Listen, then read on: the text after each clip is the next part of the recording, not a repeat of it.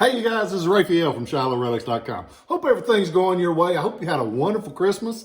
We were very fortunate here. I got to be with my family.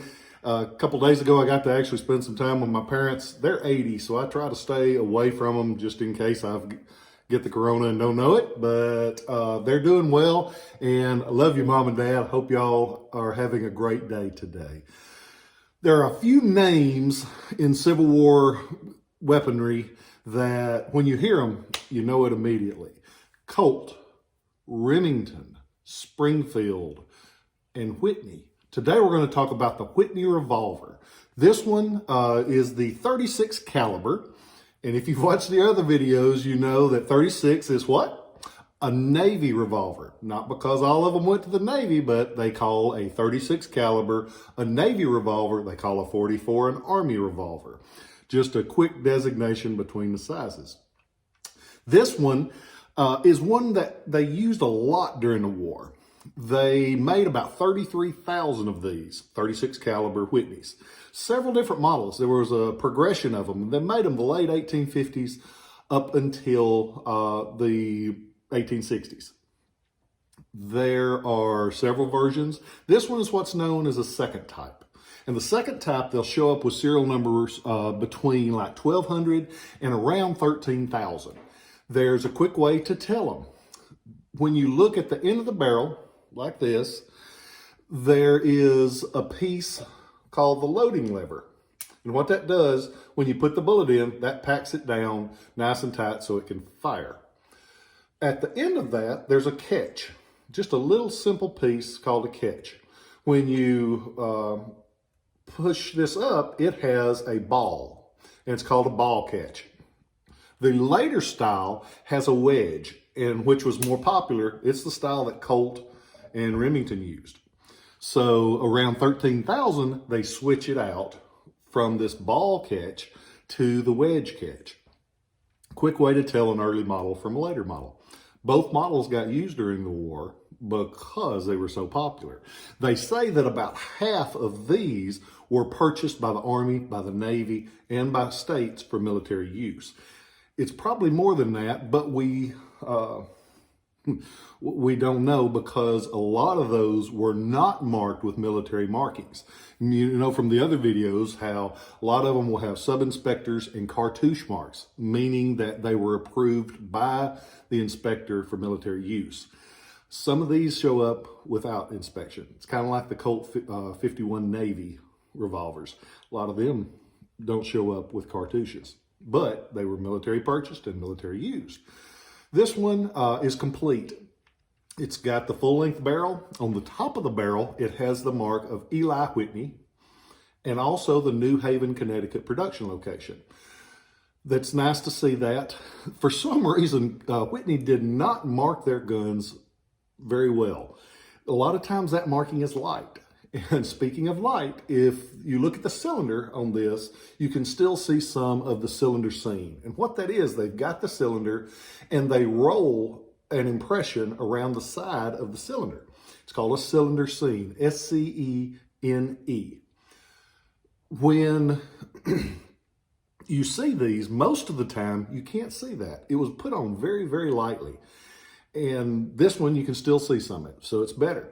The finish, this one has some of the original factory finish. And the finish being just the finish that they put on it to help protect the metal, make it last longer.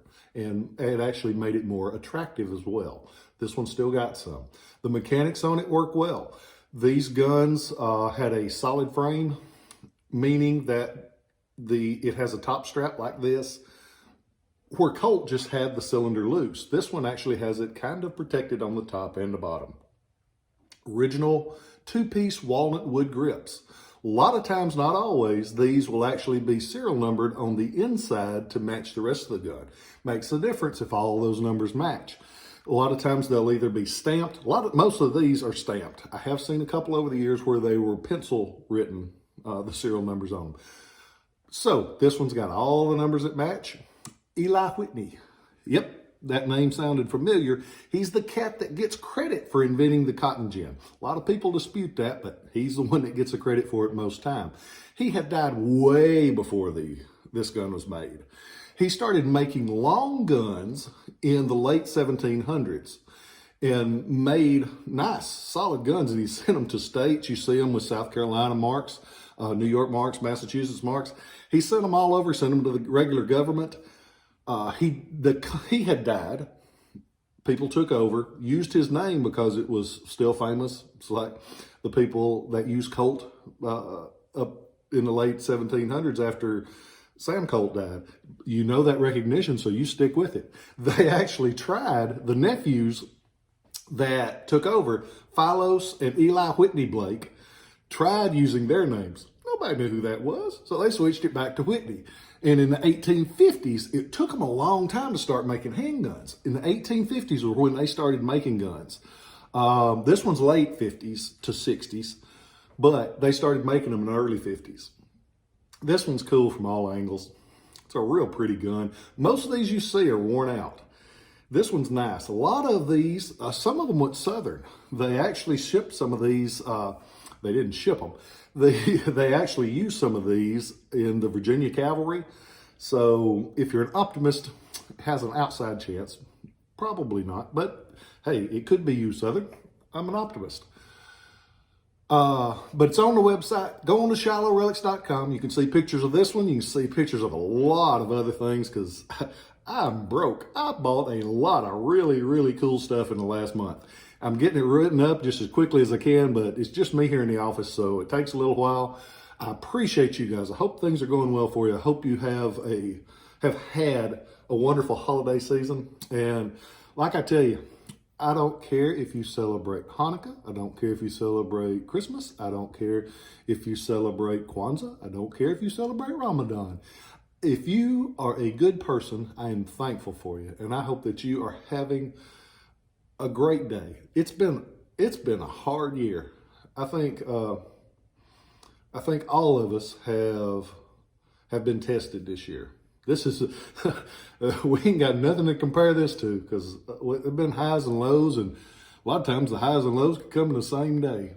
We've had folks that we love that have been sick. We've had folks that we care about, and this year seems a little different because I know in past years we've had folks pass away. And we've had folks that we saw, famous people that died. But every time this year, it just feels a little stronger. And I don't quite understand it, but I was thinking about it the other day. I was driving home, and when I drive, my mind just kind of rambles, kind of like I'm doing right now. But I was thinking of, even with all of the bad that has happened this year, and there's been some bad stuff happen. There's been a hell of a lot of good. And there's a lot of wonderful people out there. And in this year, I've seen kindness from folks. I've seen people lend that hand to people that need it. I've seen people lend that hand to me in times when I needed it. And I hope that you have too. Because like I tell you, a lot of times, you can dwell on the bad or you can dwell on the good. And it takes the same amount of time to do either. But if you dwell on that good, it makes your soul feel so much better. Because I've started trying to notice those little things, those little acts that people do. The nod of the head, the wave, and I mention it a lot, just the holding of a door, or if you hold a door, the thank you that somebody might say. And it's those little things that it's easy to overlook. I hope that in this next year, that you guys focus on those positive, moving forward kind of acts that people do, whether most people ever notice them or not. If you notice them, you'll be better for it. And it's going to be, I'm so optimistic for the next year because we got to be. Don't dwell on that bad. Dwell on the good. Tell those that you love them. Tell those that you love, tell them you love them. Because if the last words you hear out of my mouth are I love you, I'm okay with that. I hope you guys have the best New Year ever. I hope that you remember to tell those that you love them. I hope that you are that positive effect on somebody. Because you can be if you want to be. and it won't happen unless you do. I love you guys, and I'll catch you next time. I hope you have a great new year. Bye-bye.